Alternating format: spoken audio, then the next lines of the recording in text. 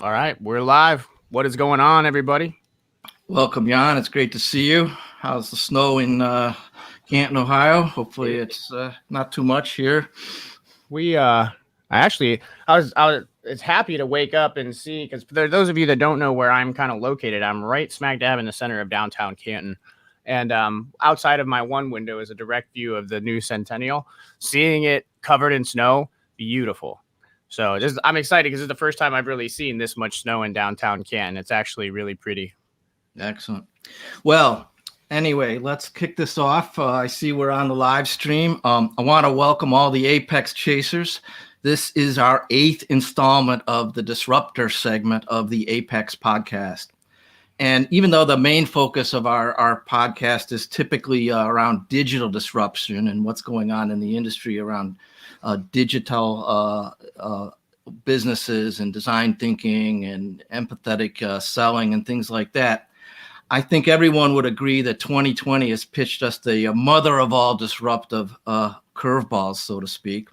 And as a result, I thought it would be we should kick off the 2021 season of the Disruptor podcast in this live stream with a bit of motivation from a gentleman named Gary Guller. He's a motivational speaker. He's an athlete. He's an author. He's an Ironman. He's an ultra marathoner. He's a mountaineer extraordinaire. And so we have the great pleasure of bringing him in. But before we do, we have a lot to explore with Gary today. But before we do that, I'd like to just, Jan's going to run a short 2-minute film clip from ABC World News. Awesome. This is exciting. I'm starting to feel like Jamie from Joe Rogan. We're getting there, John. We're leveling up. All right. I'm gonna play this video. All right.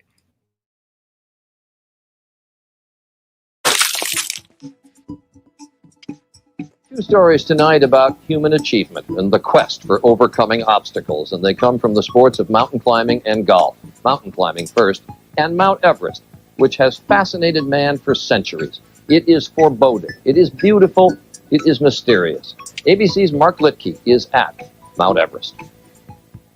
It's been a remarkable week of firsts on the world's highest peak, but perhaps the most inspiring first today was that of 36-year-old American Gary Guller, who lost his left arm in a climbing accident 4 years ago. He had led a team of Texans with disabilities on a grueling 17-day trek to Everest Base Camp, a remarkable Everest first in its own right. But then Guller immediately began his own assault on the summit, the first attempt by a climber with one arm. It was treacherous from the start, as fierce winds slowed his team's advance for days. We're experiencing some pretty low winds and pretty sucked in with clouds. But as fast as it deteriorates, weather can suddenly improve on Everest, and after a 17-hour final push today, Gary Guller stood on top of the world. Wow. Awesome. So I am super excited to have on our show someone that I believe truly exudes the Apex tagline, Jan. Ordinary people accomplishing extraordinary things. Again, ordinary people accomplishing extraordinary things. Easy for me to say. Anyway, a little bit about Gary. He was featured as an award-winning documentary filmmaker in a film called Team Everest, A Himalayan Journey, and was the climbing advisor for a documentary called Sherpa Stew. Both of them I've watched, and they're excellent. I'd highly recommend them. He's also a co-author of a book called Make Others Greater, From Mount Everest to the Boardroom, Vital Lessons from Dynamic Innovators, Explorers, and Everyday Heroes that will inspire the way you lead. In addition, Gary is also the founder of Make Others Greater. It's a U.S. 501c3 not-for-profit that's serving remote areas around the world, including Nepal, with medical supplies, school supplies, and healthcare initiatives. So please welcome to the Disruptor, Mr. Gary Guller. Hey, everyone. Good morning. Nice seeing you guys. Namaste, Gary. Thank you for joining us.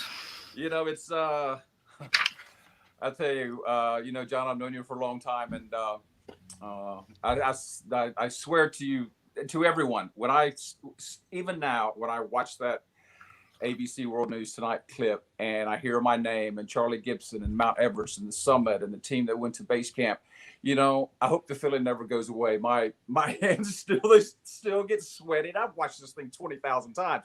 My heart starts beating really fast, and it's just.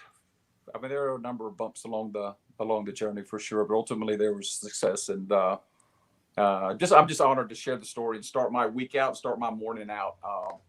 At this level. So great. It's great to be here. Well, good. Thank you. Yeah, I tell you what, in prepping for this show, I got real nostalgic and really sort of want to go back to Nepal if I can, one of these days. It's a really special place. But anyway, hey, I have another podcasting friend of mine that always says that everyone was born into someone else's story. And obviously you have a great story. I wondered if you could give us a little bit of I'll let you give a little bit of background, particularly even a little before the actual accident, if you don't mind.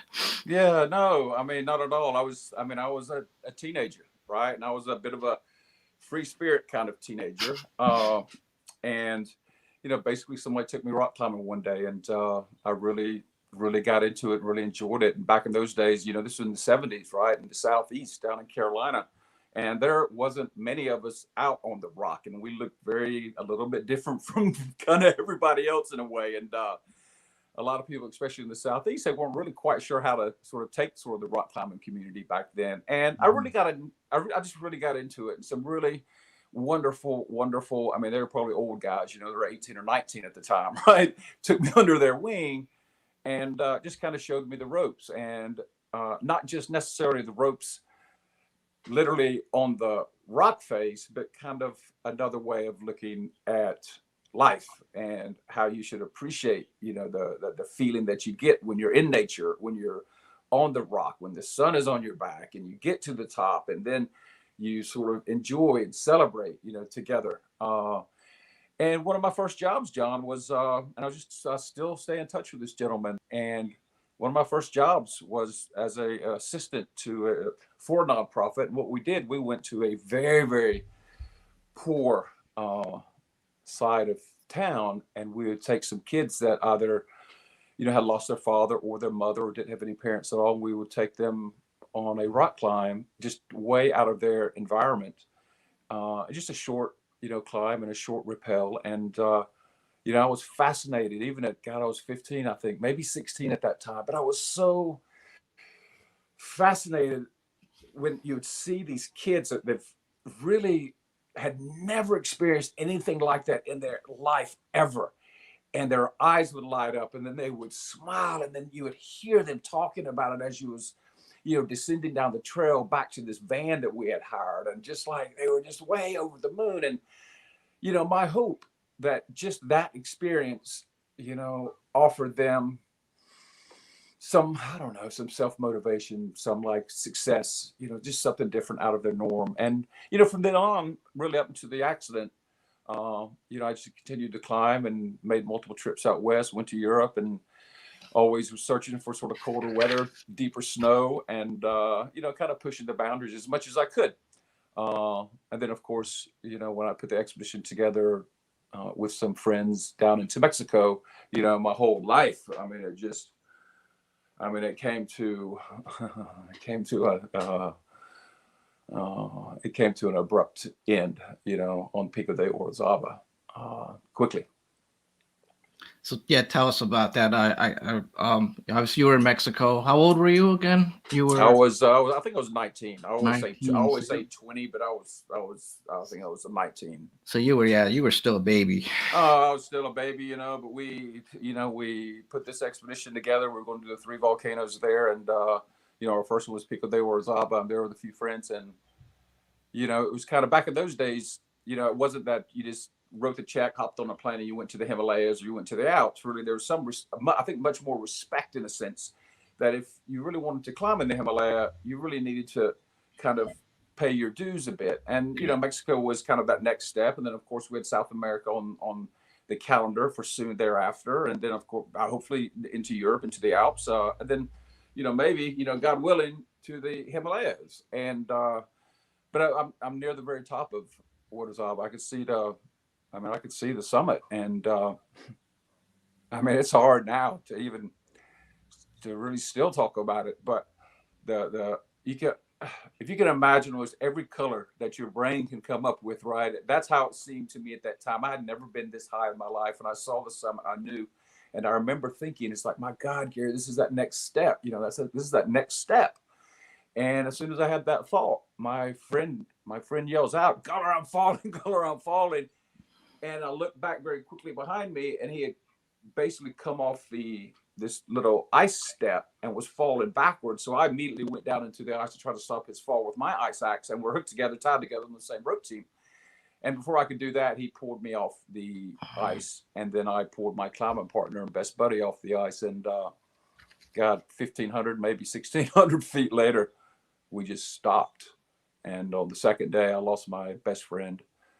And, you know, and thankfully, you know, a day and a half after that, some folks found us. And, you know, my family was on the East Coast, so they flew me basically to Duke University as fast as they could. And my other friend went to California. His family was in San Jose. And, you know, the doctor coming in after sort of laying there for a few months and saying, you know, I've been a neurosurgeon for 30 plus years, and the damage is so extensive in your spinal cord that your left arm and your shoulder is never going to be the same, and it's never going to come back. And, you know, as you were saying, you know, I was 19, 20 years old. You know, I was a kid. I was a kid. I just wanted to climb freaking mountains and travel the world and experience people and culture and lands.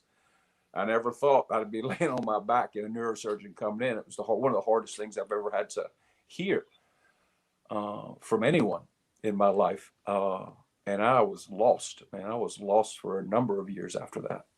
I can imagine. I mean, talk about the ultimate disruption as a 20-year-old, right? You've got your whole, I was doing some climbing in the Sierras at that time, in the 70s. And you know, they were mostly 14,000 foot, 13,000 foot peaks. But I mean, yeah, I was fortunate. Nothing ever catastrophic happened, but a couple close calls where a climbing friend of mine was above me and, you know, stepped on a loose rocks, and a big rock avalanche would come tumbling down, and, you know, fortunately, you know, would go by me by a foot or two. But, you know, if it was a 6 inches one way or the other, I could have easily been down at the bottom of that slope as well. So amazing story. And so tell us what happened. So obviously you're 20 years old.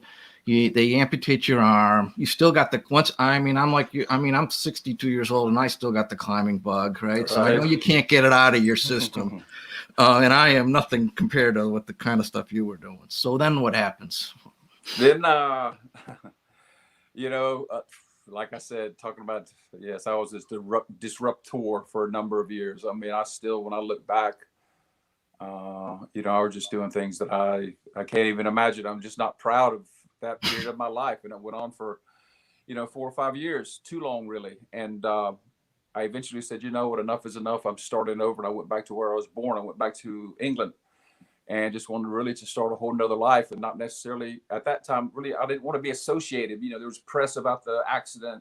You know, a lot of people knew about it. It was like, that almost defined me. And I was like, I'm not tired of telling the story back then, but it seemed like that was the only thing people wanted to hear.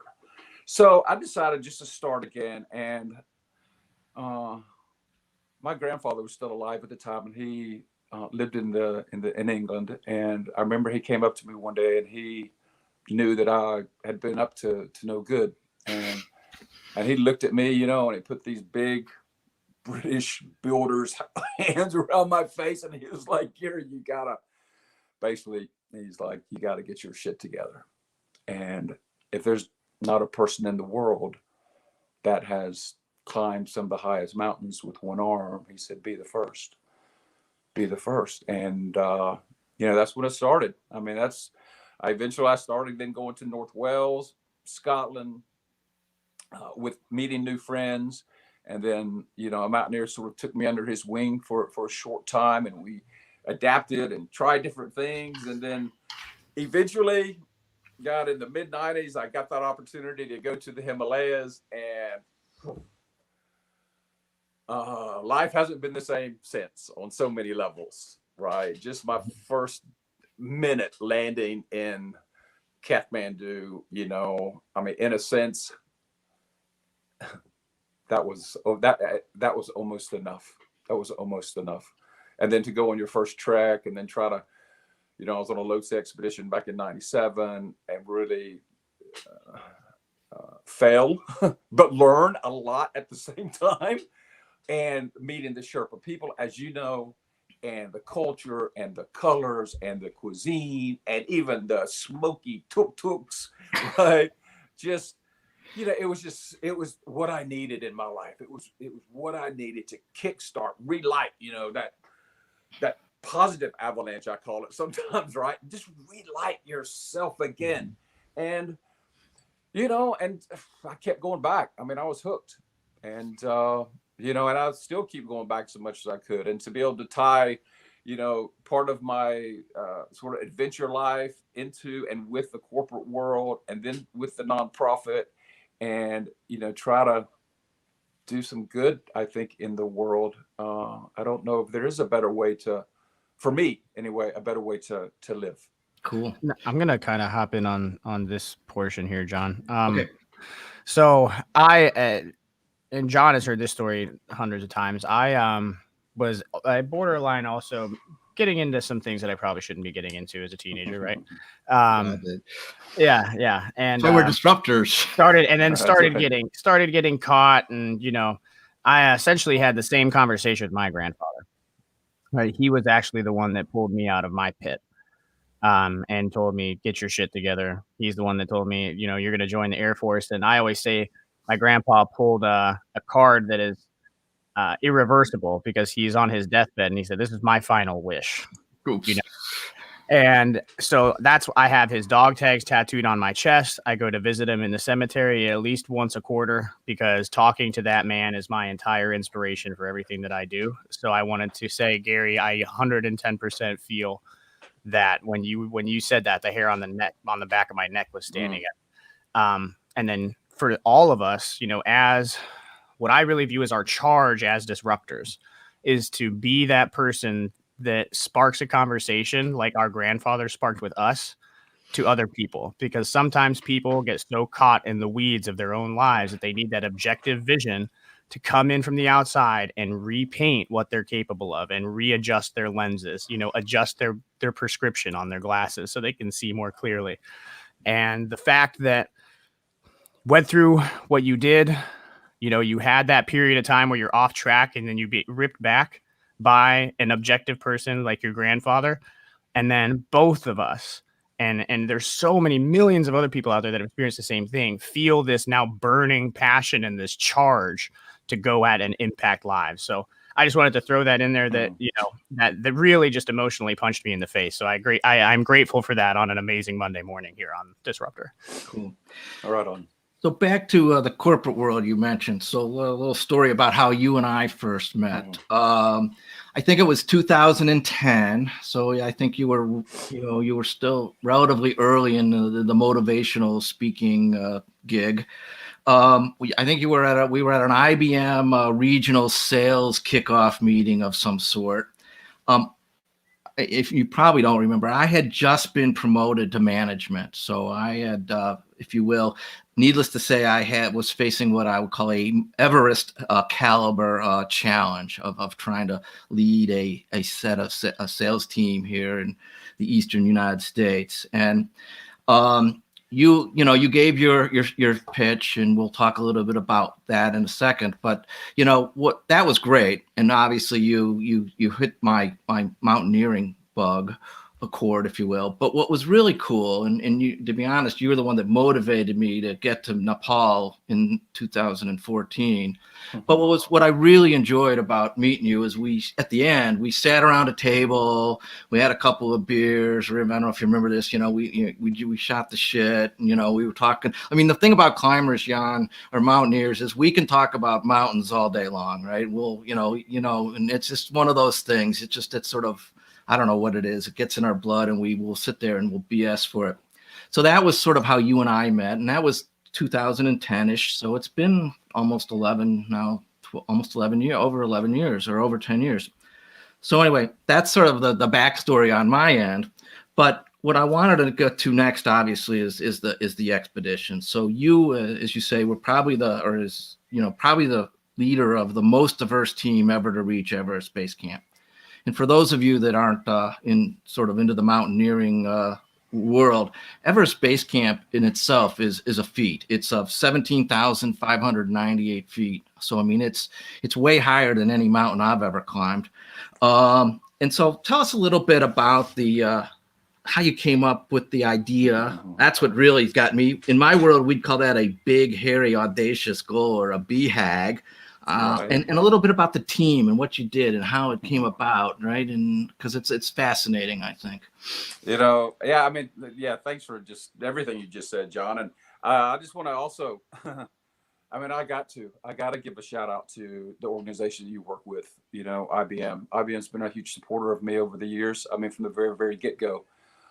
It's one of just a handful of the early companies way back in 2003 that, invited me to their campus there in Austin, Texas, and said they, wanted to be involved with the messaging with the expedition. And, their only sort of requirement was that I wasn't allowed to say that they were sponsored, but they didn't have a problem with me saying that they were a partner. And they wanted me to come back if it was successful, to come back to the one of my first presentations, the lunch cafeteria in Austin, Texas, and just share the story with them. And I mean, I could go on for an hour then, or more. I could go for hours about then who I met at that presentation that I did, and how our friendship developed, and then how I was invited to Florida. And then some other senior people at IBM saw me, invited me to another event that led me to Armonk, and then it went on and on and on. So I'm grateful to IBM for their support and their continued support. I mean, for sure.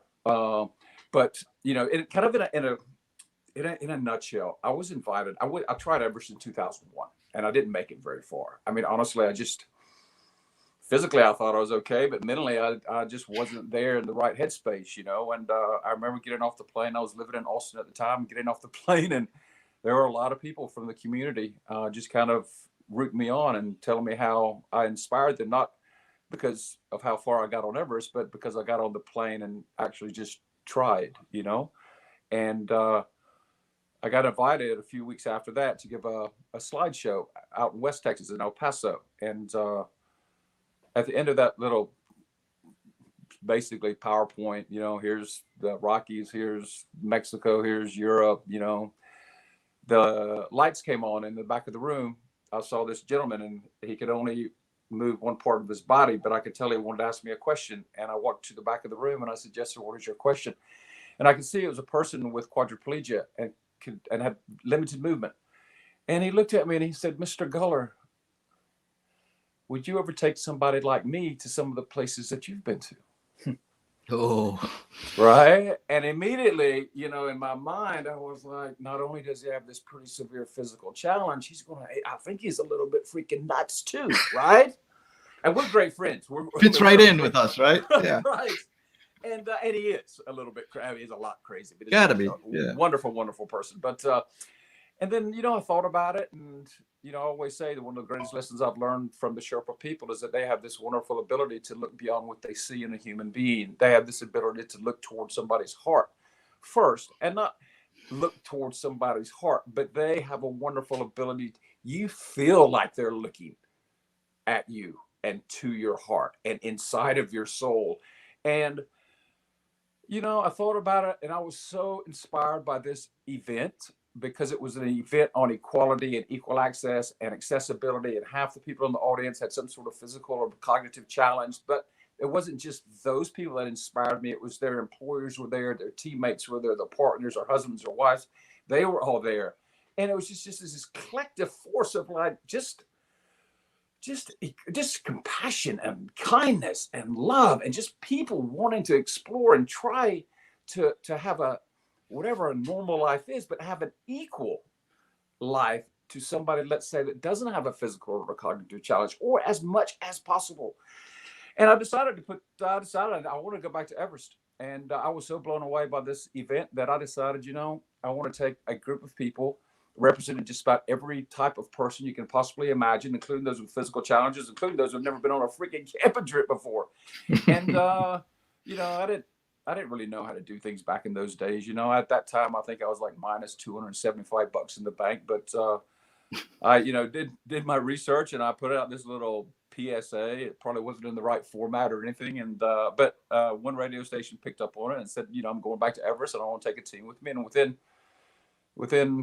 4 or 5 weeks, I probably had a team of 30 members, and 14 of those had varying degrees of physical and cognitive challenges. And again, I mean, I'm very appreciative of the better situation I'm in now, but I'm not joking at all. I had minus $300 in the bank, and I had this idea and this team all ready to go, and I put pencil to paper, and this thing was going to cost near what, 3, 4, 5, almost $500,000. I'd imagine. So you imagine, you know, I got to go knocking on some doors, right? And I hadn't been in Texas for very long, and people that understand Texas will get this. You know, Texas is one of the greatest states, I think, in the country, because once you get into the sort of, I think, the corporate world, the business folks, and you earn their trust, they never forget that. And that is so very true. But it takes a while. And at that time, my hair was a little long. You know, I had this funky sort of English, Carolina, Texas, you know, global accent. You know, I don't think I owned a pair of shoes at the time. And imagine, you know, you're a CFO. I mean, you'll get this job, or Jan, you know, you're a CFO of an organization, and then through the door comes this guy with shorts, long hair, his hair pulled back, some old like varnish from the 70s, and sits down in front of you and says, "Hi, Mr. and Mrs. CFO. My name's Gary Guller. I got this great idea, and I need you to get involved with it." Okay, yes, sir. Please tell what your story is. Well, I'm going to be the first guy to stand on top of the world with one arm. And you know what? Before that, I'm going to lead the largest diverse team ever to Mount Everest Base Camp. Some of the folks are in wheelchairs. How about writing me a check for $500,000? Right? Woo, man! I thought I've had some tough pitches in my life. That is, but the thing is that like you're saying that, and I'm connecting with it, because I mean, I walk in boots, jeans, belt buckle, you know, I'm just me. You walk in, you're just you. And the thing I think is beautiful, and what you're going to really give people confidence to do after this episode, is understand, you know, if you truly are passionate, 110% believe in an idea, and sometimes it's just walking by faith and not by what you can see, because there's going to be like, somehow this is going to come together. I don't know how, but this is what is on my heart to get done. Something like the bricks are going to lay themselves. And that was to give you the confidence to go into a room like that. And then those CFOs are looking back and saying, "Is this dude nuts? I feel like, is he serious?" But then at the same time, they're like, in order to have that much conviction, you have to be ready to take it all the way through. And so I would actually probably say that there's a little bit of confidence, or at least curiosity, that gets spiked on their end. Like, what if it is possible? Right. Exactly. Yeah. Right. I mean, I think the number one, it took me a little while, because I was like, why are you not going to be part of this? I can't understand why you would not want to be part of this. But I didn't know the whole deal about really sponsorships, you know, at this level, and partnerships. And, you know, I had a number of folks, and, you know, I've mentioned the organizations before that said, hey, they'd be happy. I mean, financially, it was a tough proposition, in the sense that things can go horribly wrong, right? In the mountains, mountaineering, altitude, even flying, getting there, etc. Getting to Lukla alone is a life-threatening, risky adventure, right? Yes, I mean, totally, right. And what company wants to see, you know, their logo or their corporate name, you know, on 27 expedition bags, you know, 3,000 feet down in the bottom of the canyon with a few people laying beside them? That's not a real good image to project, right? But I did figure out really quickly, I had a number of organizations that said, you know, explain to me why they couldn't financially get involved as a sponsor, but they could get involved as a partner. And, you know, I was born at night, but I'll tell you guys, I wasn't born last night. And once I figured that part out, I was like, okay, well, I can start leveraging these partnerships into perhaps some other people that don't mind either anonymously throwing in some cash. And basically that's how it finally came together. And barely. So tell the audience, like, how, because I know exactly how, I sort of know the proportion of trekkers to porters to Sherpas, right? So, but give the people a little feel of, you had how many people were you trying to take up? I forget. It's 16? No, Yes, we had 30 sort of. 30. We had 30. We had 28 Westerners, and then I just didn't want it to be just about Americans, right? Or even we had a couple of Canadians as well. We also had 2 Sherpa. Those guys were awesome, man. Right. I met so many people like that. Those 2 that you had in the movie. I'll send you a picture. I swear to God, I met the guy's brother. Right. Right. No, of course, and he probably was related. I mean, all the Sherpa generally are of the same family. But yeah, I mean, one of the guys, both were bitten by cobras in the village. So one guy had, and that's a quick amputation in the village when you get bitten by a cobra. So one guy he was missing his right arm, and the other guy was missing his left leg.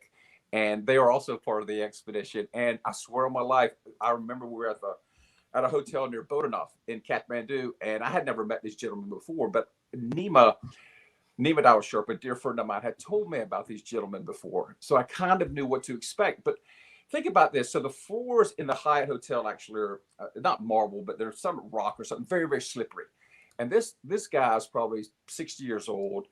He is missing his leg, and he comes from the village, and he cannot even walk through the foyer there in the hotel because his crutches are made of just wood with no like rubber slip or nothing under his shoulders. So he's walking and he's sliding on these heavily waxed floors.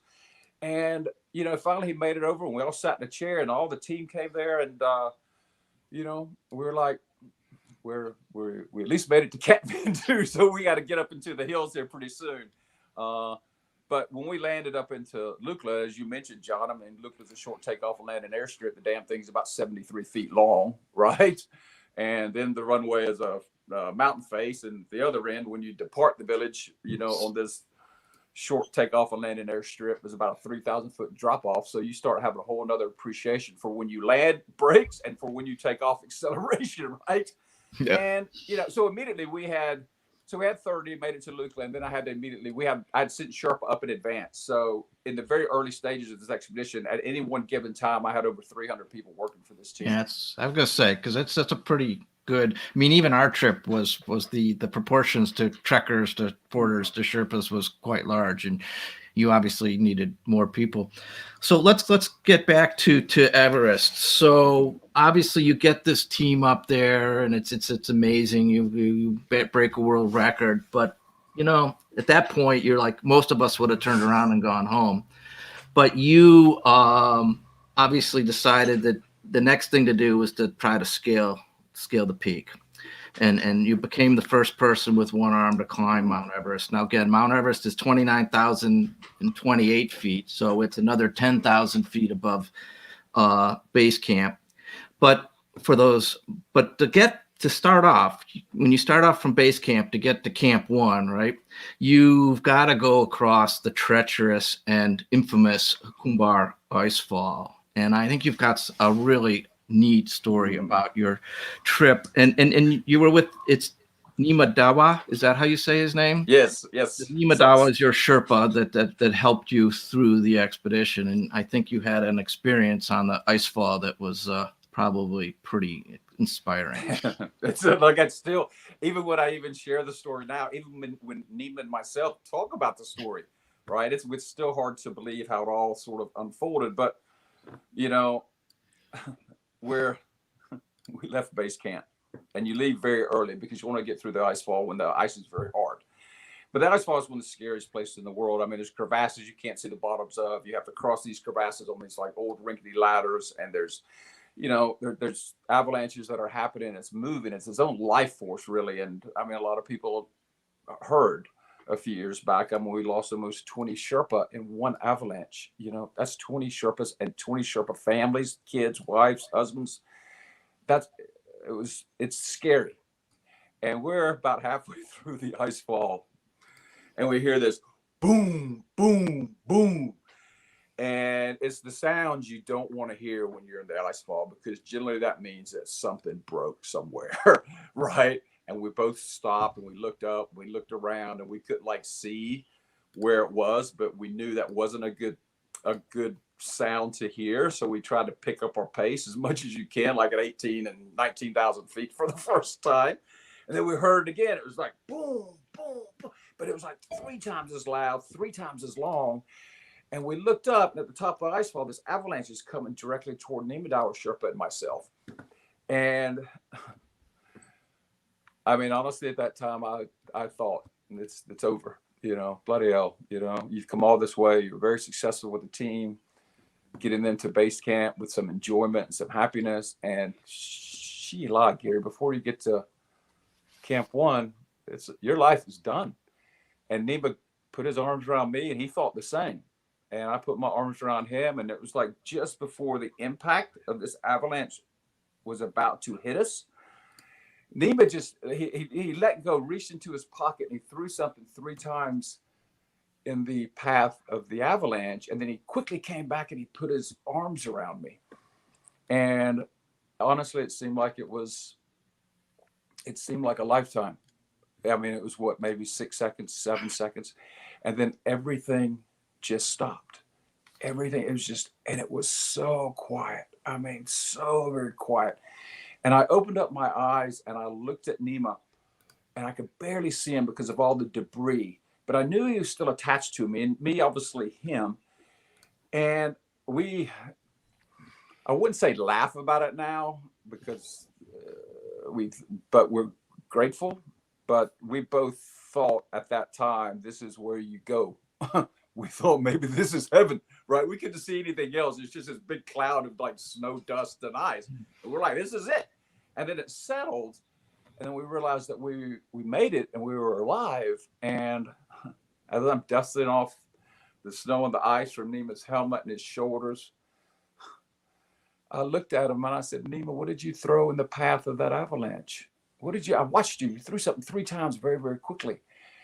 And apparently when I went back to Kathmandu to say goodbye to the base camp team, he went back to this village by the name of Pangboche and paid a very old man.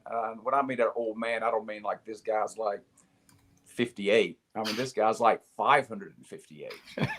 And he's a lama. He's sort of a spiritual leader for the Khumbu Valley. And Nima went back to see that man, and he asked that man for a special blessing. And that 60-plus-year-old man gave him some rice, and he told Nima, if danger comes your way, throw this rice 3 times in the path of the danger, and you'll be all right. You know, I mean, I still have some rice that I carry with me sometimes, you know, but was it the rice? I don't know. Dude, I'd be carrying rice too. Right, man. Or was it that old man, you know? But I tell you, over the years, especially now, I think this story has even a greater meaning now. You know, I mean, we've had one massive avalanche last year, and it's like a continuing avalanche still going into this year. But what I got from that whole near-death experience was that Nima believed in that rice, and Nima believed in that old man, and Nima believed in me, and I equally believed in him. And that is what got us through. Simple belief in yourself and belief in others. Because here's the gig, right? If Nima would have went this way, and I would have looked after myself and went the other way, I would not be here this morning sharing this story. We stuck together through what was almost certainly a dying situation. But we stuck together, we remained calm, but we continued to believe in ourselves. And that's why I'm here. And that's why we're still friends. And that's why we're still together. And I think in the whole world now, people have to start believing back in themselves and into other people, especially as we crawl out of this massive continued pandemic avalanche, right? 100%. I'm going to pull up some pictures for just because our audience, I feel like, may not be as quite well versed in the climbing. And so I know I had to do a little bit of research into the actual pathway. So I'm going to pull up a picture here that actually shows a little bit of where that path is. So right there, we can see that Khumbu icefall above base camp. But that's really the first step. You're entering the journey into actually climbing. I mean, exactly. That's kind of the first thing that you guys are going to have to get through. So your journey was almost over before it even started. Exactly. Way up. And then there's go ahead, John. Well, I was going to say the one thing that we didn't mention is, it took Gary and his team about 3 weeks to get from Lukla up to base camp, the team of the expedition team. But then you just don't turn around and start climbing base Everest, right? I think you spent probably another 2 or 3, probably 4 weeks up on the mountain to just right there, because you spend a week or two acclimating, and then you do a couple of practice climbs. At least today you go up to camp 1, come back down, right? And so, then you get to camp 2, and of course, then you got to deal with the weather and the weather windows. So we're talking about, right, 3 weeks on the trek to base camp, and then another 4 weeks trying to summit the mountain. So at that point in time, you're basically out there for about 2 months. Exactly. And so, this is a major commitment of time. There's Diwa Sherpa. And speaking of Sherpas, while you're pulling that up, I want to talk to you. I got to give a shout out to the Sherpas that I worked with, because when I was in Nepal, we had 3 Sherpas and 5 porters, and our trekking company was organized or run by a guy named Ang Jangbu Sherpa, but our lead Sherpa was a guy named Lapsang Sherpa. And we had 2 other, and he was older than I am. So he was probably, at the time, he was probably close to 60, maybe even over that. And again, you would never know, right? He could run up and down those mountains like there was no tomorrow. And then we had a couple of younger guys, Punru Sherpa and Joe Baharu. Punru was excellent. He actually spent some time in the United States, up in your part of the world, in Washington, Oregon. He climbed Mount Hood a couple of times. He's climbed Kilimanjaro. But a little funny story, just as a reminder. So we're on the second day. The first day is pretty easy. The second day, we're starting to get some terrain. And as Lapsang used to tell us, you never go flat in Nepal. You're either going up or you're going down. Right? little up, little down. Yeah. And it's what you got. You'd walk up 1,000 or 2,000 feet, and you'd come around this turn, and all of a sudden you got to go all the way back down the other side to cross some bridge, across some river. But so we're trekking along, and my buddy's with me, and he says, "Hey, Punru, have you ever done this trek before?" And I goes, "No, this is my first time." And we were going to the Annapurna Sanctuary, so we were eventually going to get up to Montepachuri Base Camp, and then up to Annapurna Base Camp. And we're sort of scratching our head. And he goes, "Yeah, no, I don't normally do this. I'm normally, my day job, if you will, is I do Everest trips." So my buddy goes, "Well, have you ever climbed Everest?" And he goes, "Yeah, 7 times." And today, I believe he's got 3 more. So I think he's up to 9 or 10 times up Everest. The guy was great. But so that's, my story about Sherpas. And I want to come back eventually to the avalanche, but you have some, you were talking about the Sherpas that work with you. I think one of the things you mentioned is you started to allude to this sort of the power of the Sherpas and how, it's clearly impacted me. I've kept in touch with these guys, and I'll get another story on the avalanche in a second, but let's spend some time on the Sherpas because they're just incredible people. Yeah.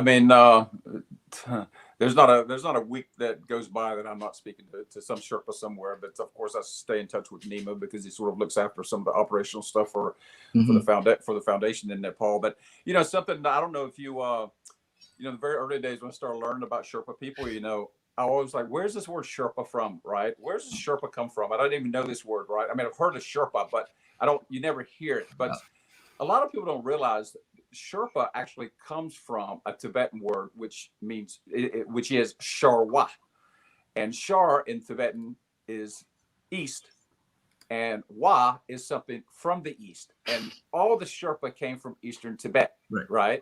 And English people, or Westerners, had a problem pronouncing Sharwa. That turned into Sherpa, right? And I just love sharing that story with folks, especially those out there who never realized, like, where does that name come from, Sherpa? But something that was incredible and an incredible experience. And you brought it up earlier, John, that when we arrived to base camp with this team, it was one of the most wonderful days of my life. By far up there for sure. Just to see the smiles, the completion, the laughter, these people have been told no most of their life, most of them, either from birth or from after their injury. No. And now they're Mount Everest Base Camp at 17,500 plus feet, right? But So I called down on the sat phone to my Russian friend. He flies these big Mi-17 helicopters, and I wanted him to bring the helicopter up the next morning, very close to base camp, because we had to get back down to Kathmandu. This phase of the expedition was over. When I hung up the sat phone, Nima Dower Sherpa jumps into my tent. He's like, Guller, I've got this great idea. Hey, before we all get to the helicopter tomorrow, why don't we all go ice climbing in the ice fall, right? Yeah. And excuse my hair there, folks. I remember looking at Nima and I said, Nima, can't we be happy with the success we just achieved? Why do we need to go ice climbing tomorrow? And that's when I knew he got it. I mean, Nima came from a village. He was the poorest family in the village. His father died when he was a very young man. He was carrying like 40 kilos of salt from Tibet to the Indian border. And I mean, he was known as the dirty boy in the village. And that's when I knew he got it. He said, Gary, look how far we've come. Look how far we've come. I can set up some safety line on this ice wall 100 feet from here. Let's at least give it a shot. Let's give it a try. And I woke everybody up the next morning. He's down at the bottom of the Kubo ice wall. He had set some safety line up on this, 40, 50 foot ice serac wall. And every single member of the expedition finally got over to the bottom of this ice wall and made it up to the very, very top. And if you're wondering, well, how the guys and the girls do it that were in the wheelchair? Well, the guys that had enough strength in their arms just pulled themselves up the face, up the safety line. And the ones that didn't, they just sort of made the movement. They wanted to give it a try. And it was like, this is what I sort of call Sherpa power. And it was like, oh, my Sherpa friends and even other members of the team got around the person and assisted them. I mean, it was like top of the world teamwork, and not being corny with that expression, but assisted them in a way that they almost didn't even realize that people were giving them the extra help. And when you become a natural extension to somebody's desire, I think you said at the very start of the conversation, Jan, that when you can be part of somebody's desire to try something new or succeed or become happier or achieve something they didn't think they could do before without them knowing about that to me is a gift. And that ripple effect has to be absolutely insane. I mean, the like you said, I actually was just talking to my little brother last night because I'm working on a book. And me, Gary, you and I may need to talk about co-writing a chapter in this thing because it's going to be called Permission to Dream, 10 Keys to Unlocking Your True Self. And I'm going to pull up this picture that, talking about the smiles and just helping out. This is not the ice fall, but for people to get kind of an idea, we've got lines pulling up, people literally just willing to try to enable that dream to happen. So in the movie, this is the guy that's climbing up the ice fall. So if you ever have a chance to go watch the movie, this is the scene where this is a scene where he's climbing up the mountain or up the trail, but on the ice fall or on the ice, he's being pulled up by the Sherpas. And it's the look on his face is unbelievable because he is realizing that, like you said, people have told him forever, you can't do this, you can't do this. And then all of a sudden he's at 17,000 feet ice climbing in a wheelchair. I mean, think about that. That's like when you're having a bad day. Living your life in a way, and Gary is just embodying this principle to the utmost degree, right? And living your life in a way where if you can become a positive ripple in another person's life, right? And I'm huge on this. The reason why I'm calling it Permission to Dream is I'm saying the dreaming takes practice. And it takes a mentor to kind of allow you to show you how high a dream can actually be and still be achievable. I think we're in this weird place in the world where we've set too many high bars when you shouldn't really set a top bar. You just set your low bar, set your minimum standard of excellence, and then don't even worry about how high you can go because you might end up at 17,000 feet. You don't know. And taking that person who has not believed in themselves to 17,000 feet just allows that entire network that person interacts with to now have permission to dream. You're giving people permission to dream. And that is just, John, every single guest that you've brought on here has blown my mind. But as much as this is like a perfect way to start out 2021, perfect way to start out a Monday. I mean, I'm ready to go like kill all of these Excel spreadsheets that I need to do today. I am just beyond myself. It's like, Gary, thank you so much for coming. That was the hope here. Like I said, we all need a little motivation after last year's disruptive year. I'm going to try something, Jan. I want to try and share the screen. See if I can do this. Browser is blocked. Your screen icon in the address bar below. How do I do that? Shoot. Is there a way I can do this, or what am I doing wrong?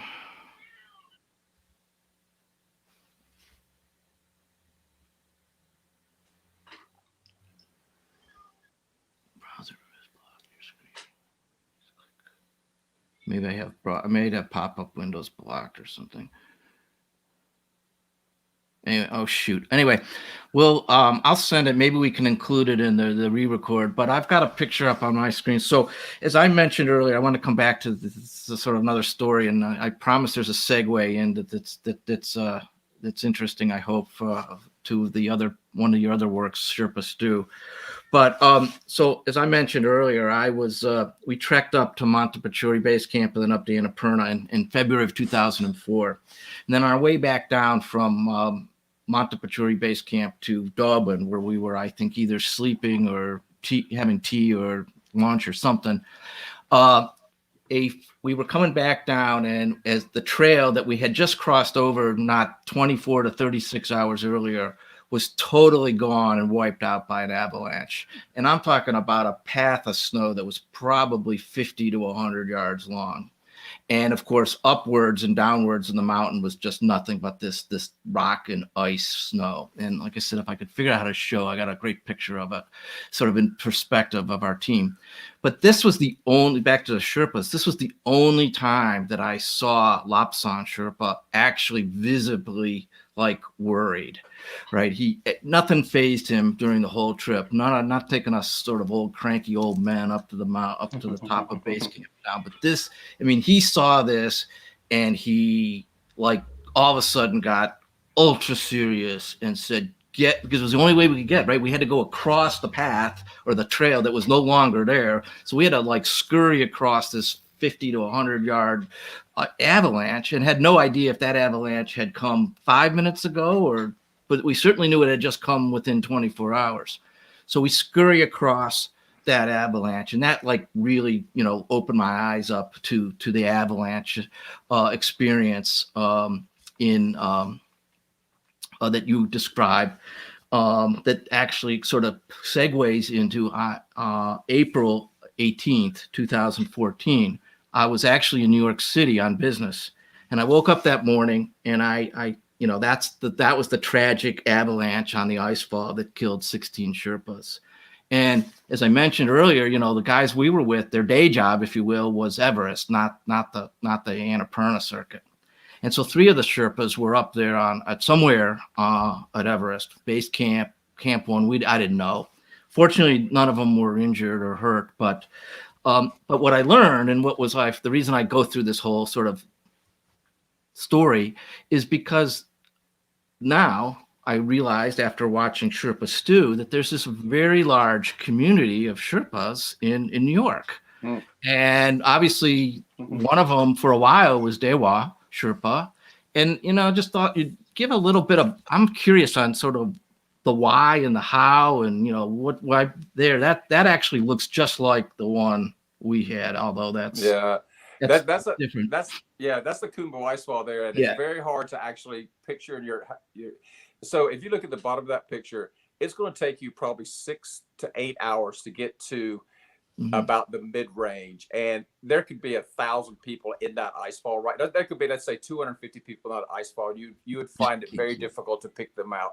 It's just the scale, as you know, the Himalaya, the scale, and until you see them for the first time, right? The scale of the Himalaya is just what always just takes my breath and my heart away. But yeah, no, thanks for bringing that. There's thousands and thousands of Sherpa in the New York community. I had And no idea until I watched the segment on where they were, in their, I don't know what do you call it, a temple or their exactly. place of worship, grieving, if you will, for their community of the people that were died in the ice fall. Yeah, I mean, it was a big loss. I mean, it's a huge loss. I mean, because as they all are somewhat connected, and most every Sherpa knows the other Sherpa in some way, maybe not directly, but indirectly, right? But I mean, it was a very sad time, and I think history, and I think it just sort of shined, the focus on just how dangerous and difficult when things are going well. They're going super good for everyone, but things when they turn bad, they can have devastating effects. But the Sherpa, they have a wonderful way of bouncing back and trying to make even the very worst situations okay with it. We've all lost Sherpas in the mountains or on expeditions before for a variety of reasons, and it's hard. I mean, it's just always hard, but it takes one trip. Maybe one day, John, we'll head up to Queens, and I'll give you an evening with Keepa or with Nima or Lakpa or somebody, and just bring your big boy pants on, because they like to sometimes drink a lot of light beer. Yeah, I noticed that. I'll fit right in. But yeah, I mean, they I feel very, very fortunate, back in the mid 90s, I mean, I got, Keepa Sherpa, his first visa, into the U.S. And since then, his wife now has permanent residence. His daughter is over here. She's married. She's an officer in the Air Force. His other daughter is here finishing university. And, to go and watch them grow up and mature and become just good human beings in the world. I mean, that was just a blessing. But to go back to Queens, and the stories are there. You sit on the floor, you share stories, because these people I have known for 20 years plus. And it's like, I mean, you can hopefully see in my face, it makes me happy. And every time I even FaceTime or WhatsApp or Skype, Nima, or it could be any hundreds Sherpa.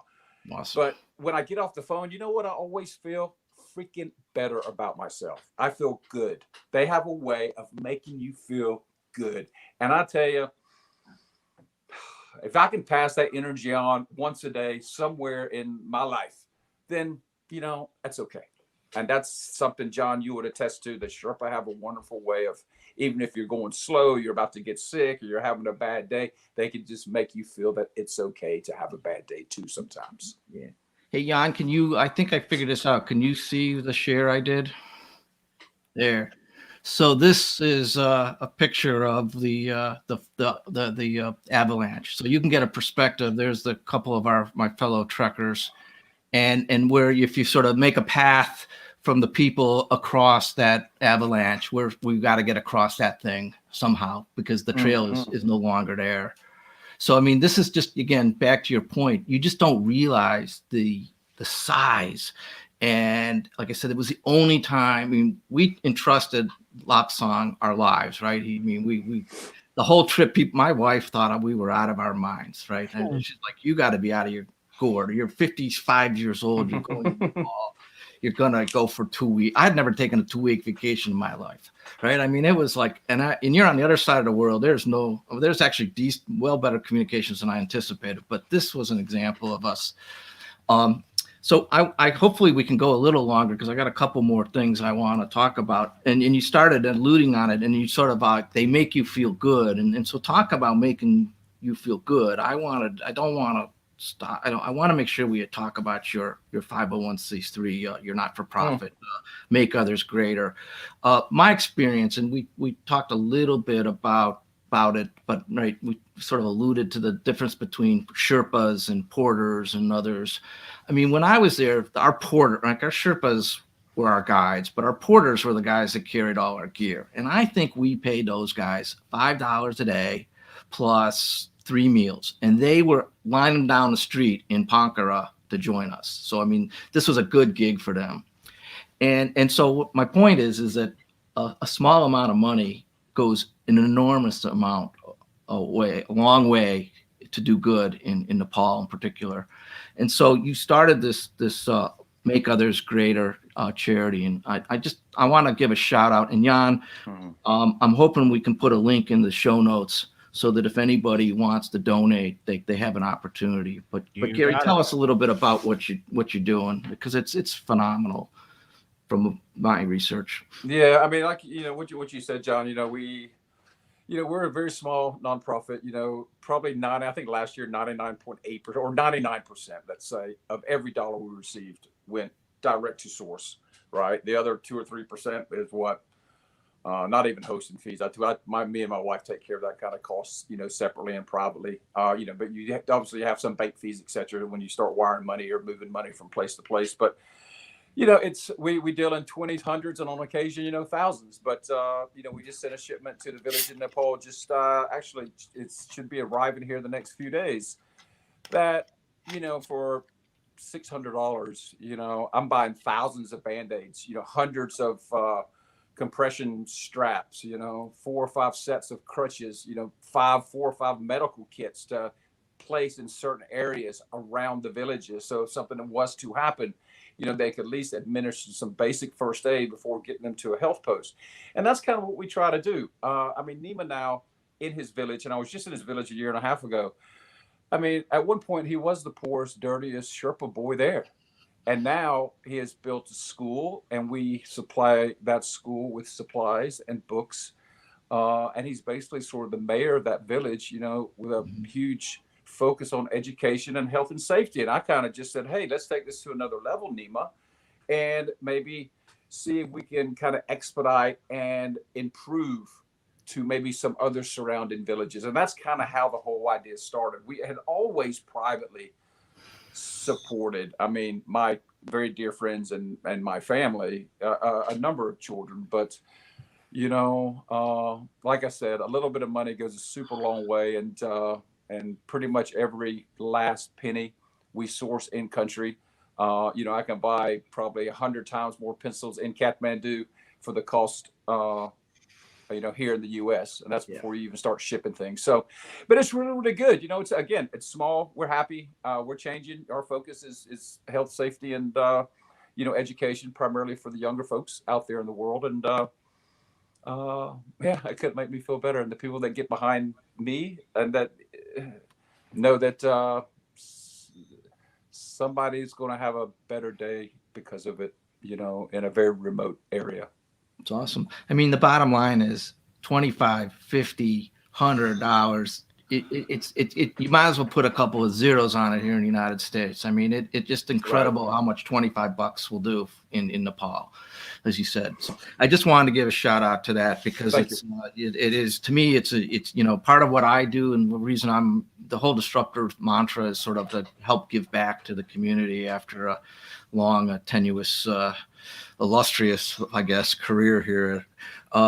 So anyway, we're at the top of the hour, Jan. I've got a couple more things we can talk about, but if we have time, or it's up to you guys. This has been.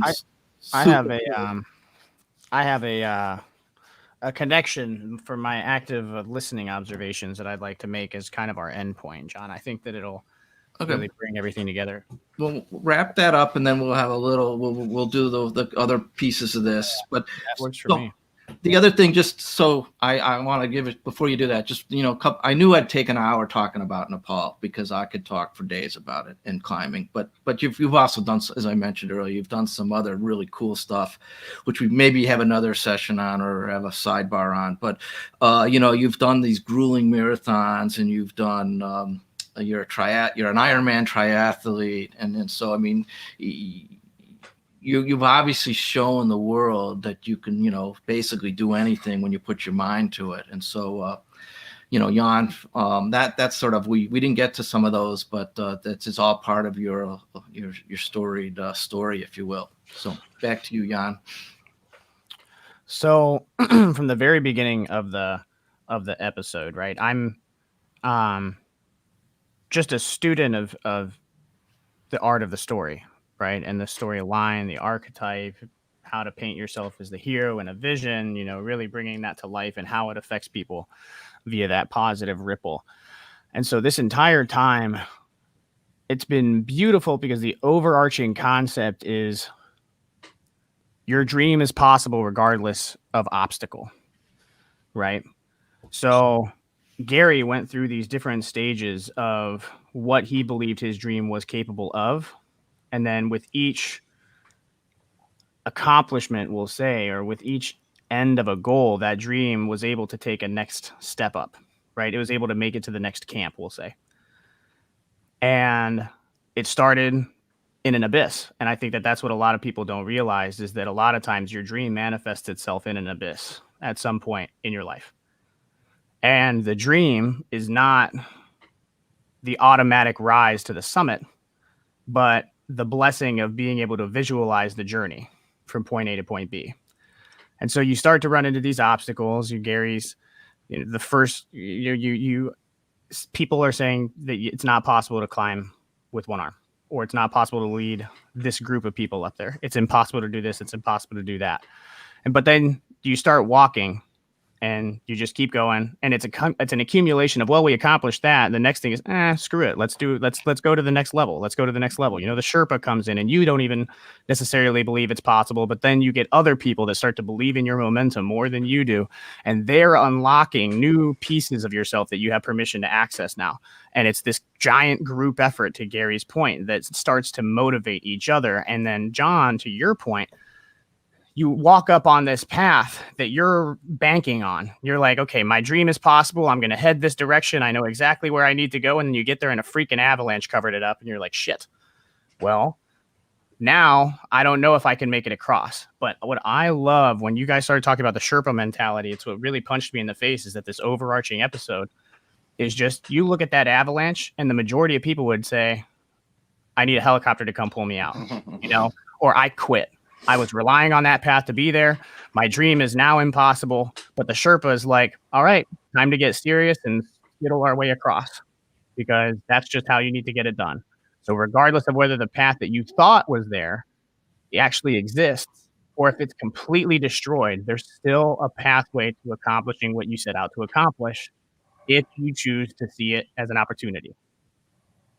And this entire episode is just absolutely phenomenal, because when it comes to allowing people to have the permission to seek greatness in themselves, that is what this all really comes down to for me. So I'm just absolutely mind blown. This is a beautiful episode. This is going to impact a lot of people. I knew this would be fun. Actually, one sort of point to jump on top of that comment, especially for us, for your apex chasers, right? So chasing the apex makes it sound like you're trying to get to the summit. And what I always tell people in this avalanche story is sort of a good example of that. We had already been to our summit, Montepiccoli Base Camp, and then ultimately to Annapurna Base Camp. But once you get to the top, and I'm sorry, Gary, we didn't get to talk about your Hillary Step story, unless you want to go into it. But you get to the summit, you're essentially halfway done. You got to figure out how to come back down. And a whole lot of people don't make it down, right? They make it up and then something happens. I sometimes say it's harder to get down than it is to get up. So when you're chasing that apex or you're trying to get that summit, don't forget, you still got to come back down so you can summit the next time. So that you can give back. It's that little bit up, little bit down. It's never really a true up. I love that. I absolutely love that idea, right? Just a little up, little down. And that's people say falling in love with the process. They say a whole bunch of different ways to try to explain what that feels like. But it's generally, what I've really realized is the whole reason why I push myself so hard to go out and seek achievement or to push people or do motivational speaking is not because I want any of it for myself, right? It's because if I go out and I accomplish this, I'm kind of validating myself and giving myself permission to pursue the next goal. But then there's a ton of other people that are watching what we do and say, okay, now I have permission to seek this next goal because this has been accomplished. And it's that, I think, is a big internal motivator for me, is not to chase success so much for personal gain, but to showcase what's possible to people.